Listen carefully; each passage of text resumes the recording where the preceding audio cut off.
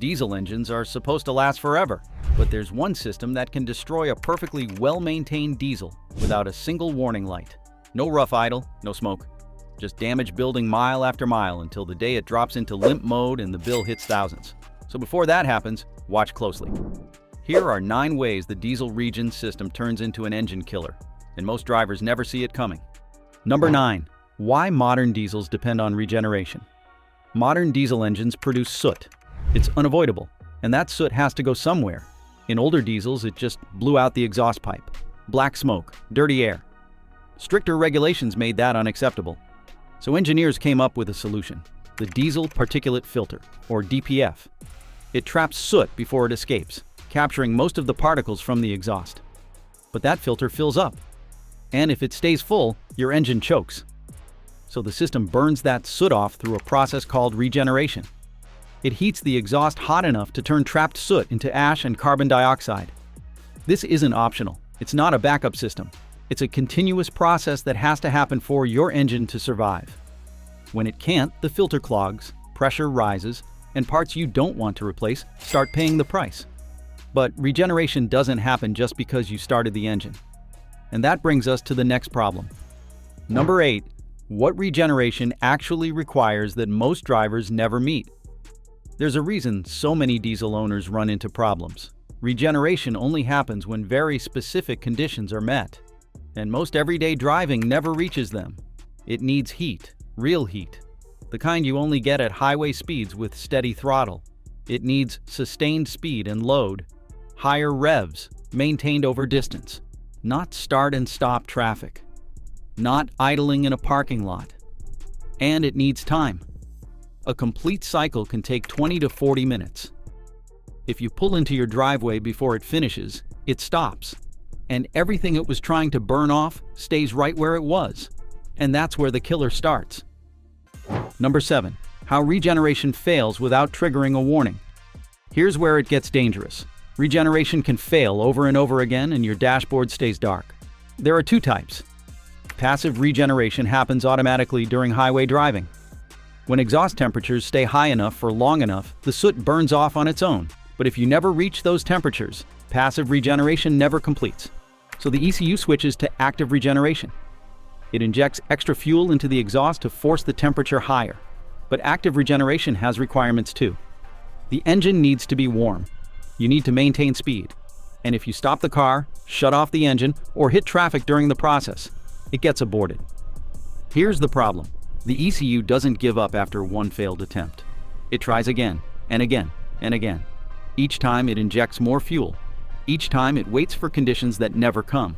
And because the soot level hasn't hit the critical threshold yet, no warning light appears.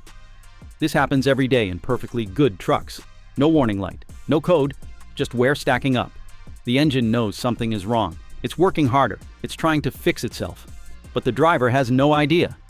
Meanwhile, soot keeps building. Pressure keeps rising, and the damage starts spreading. But if you think that's bad, wait until you hear what's happening inside the engine. Number 6. What happens inside the engine when Regen keeps failing? This is where the invisible damage begins. And once it starts, it doesn't stop until something breaks. When regeneration keeps failing, the ECU injects more fuel into the exhaust. That fuel is supposed to burn off and raise the temperature, but it doesn't always ignite. Sometimes it washes down the cylinder walls instead. Late fuel injection sprays fuel when the cylinder walls are cool. Instead of atomizing and burning, it sticks. It strips away the oil film protecting the metal, and some of that raw fuel slides past the piston rings and ends up in the oil pan. Your engine oil starts mixing with diesel fuel. Its thickness drops, its lubricating ability weakens, and the parts that depend on that oil, the bearings, the crankshaft, the pistons, start grinding against each other without proper protection. But that's not all. As the DPF fills with soot, exhaust back pressure climbs. The gases that should flow freely start backing up. That pressure puts massive stress on the turbocharger. The bearings run hotter than they were designed for. Oil inside the turbo housing starts to carbonize. Seals fail, carbon locks up the variable vanes and restricts movement. Turbo failure from a blocked DPF doesn't happen slowly. The filter can take months to clog, but once it does, the turbo can fail within days. And by then, you're not just replacing a filter. You're replacing the turbo, maybe the injectors, maybe the engine itself. And here's the part that frustrates diesel owners the most. Number 5. Why oil changes, filters, and good maintenance don't stop it. You do everything right. Oil changes on schedule, filters replaced, quality fuel, proper service intervals, and the engine still fails. Here's why. Regeneration failure isn't a maintenance problem. It's a logic problem. The ECU is programmed to regenerate under specific conditions. If those conditions are never met, no amount of fresh oil or clean filters will fix it. The damage keeps moving forward. Fresh oil can't stop fuel dilution if the Regen keeps dumping fuel at the wrong time. You change the oil, and within weeks, it's contaminated again. Cleaning the DPF doesn't always help either. If the regeneration system can't maintain itself, the filter clogs again within months. Many drivers don't find out until they take the car to a dealer and get hit with a repair estimate that could easily run into thousands. By then, the DPF is ruined. The turbo might be damaged, and the trust they had in doing everything right is completely broken. But what makes this even harder to accept is how sudden it all seems. Number 4. The delayed failure trap.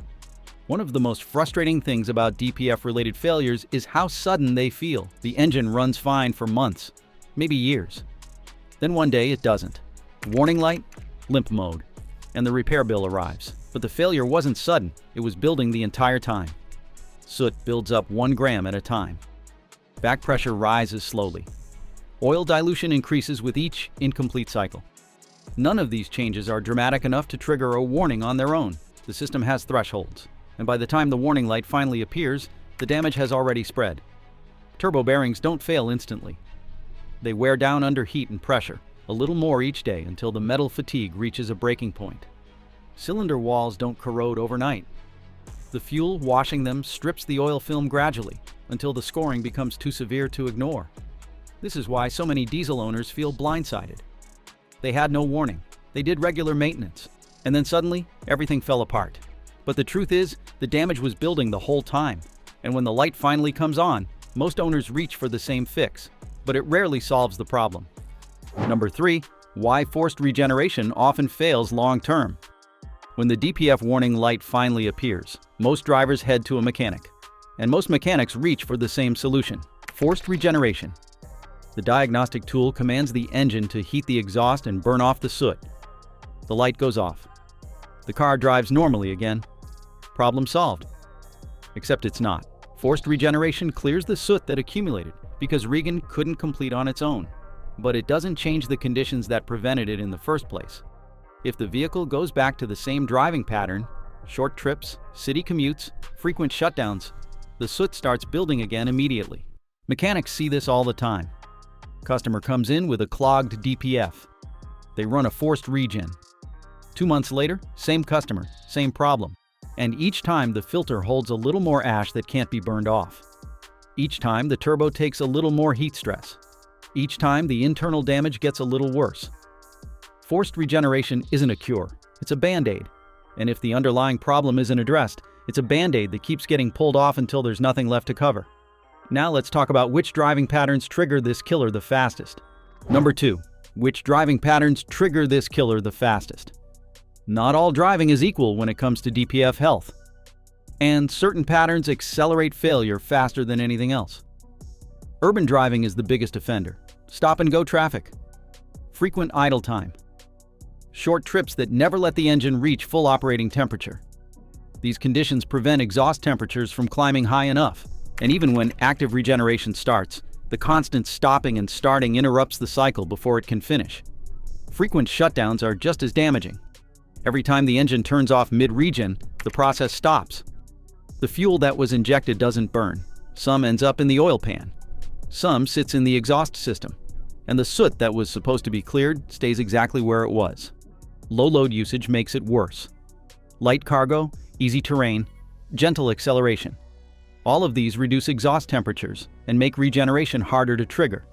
This is where design meets reality. A diesel truck built for highway hauling doesn't perform the same way in city traffic. A diesel SUV designed for long road trips struggles when it's only used for school runs and grocery trips. And here's the part that should worry every diesel owner. Number 1. Why this problem is getting worse, not better. You'd think with all the advancements in technology, this problem would be fading, but it's actually getting worse. Newer diesel systems are more sensitive. The filters trap more particles. The tolerances are tighter. And when regeneration fails, the consequences come faster. Modern diesels regenerate more often. Some vehicles need active regeneration every 100 to 200 miles under certain conditions. That's a lot of cycles. A lot of opportunities for interruption. A lot of chances for fuel dilution and back pressure buildup.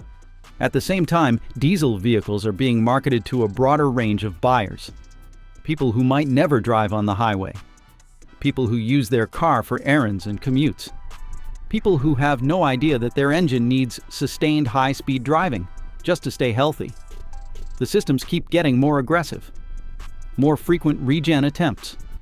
Tighter thresholds before limp mode kicks in. Less room for error. The engines get cleaner on paper. But in the real world, the drivers who don't understand this system will keep running into the same failures. This isn't a problem you fix with a normal oil change. If Regen can't complete, soot builds, pressure climbs, and the engine starts paying the price. Now you know what most diesel drivers never get told. And once you see this problem, you can't unsee it. If this helped, drop a comment. What diesel do you drive? And is it mostly city or highway? And click here for the next video that will save you thousands in repair. Thank you for watching.